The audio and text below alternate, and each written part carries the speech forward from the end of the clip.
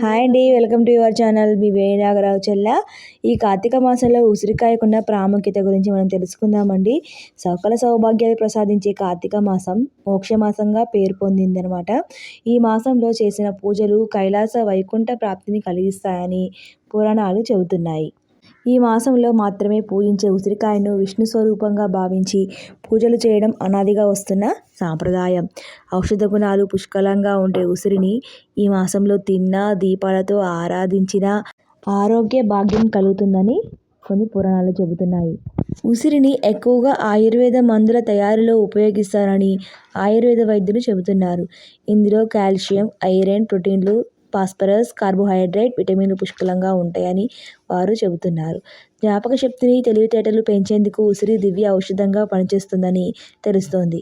ఉసిరిని పొడిగా లేదా ముక్కలుగా ఏదో ఒక రూపంలో ప్రతిరోజు కొద్ది మోతాదులో తీసుకుంటే ఆరోగ్య సమస్యలు తలెత్తవని ఆరోగ్య నిపుణులు చెబుతున్నారు. ఉసిరితో మరెన్నో ఉపయోగాలున్నాయండి. శరీరంలోని వేడిని, జలుబును, కోరింత దగ్గును తగ్గిస్తుంది. వ్యాధి నిరోధక శక్తిని పెంచుతుంది. కడుపు, పేగులో మంటను అరికడుతుంది.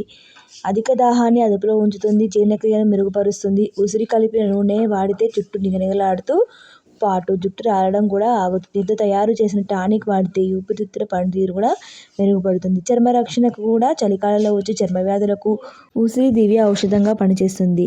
జీర్ణ వ్యవస్థను సక్రమంగా పనిచేయడానికి, చిన్నపిల్లల్లో ఎముకల సంరక్షణకు, మహిళల్లో ఋతుక్రమం సక్రమంగా రావడానికి ఉసిరి సేవనం బాగా ఉపయోగపడుతుంది. అందుకే కార్తీక మాసంలో ఉసిరి చెట్టు కింద వనభోజనం చేయాలని పెద్దలు చెబుతారు. ఉసిరి చెట్టు జ్ఞానానికి ప్రతీక కూడా.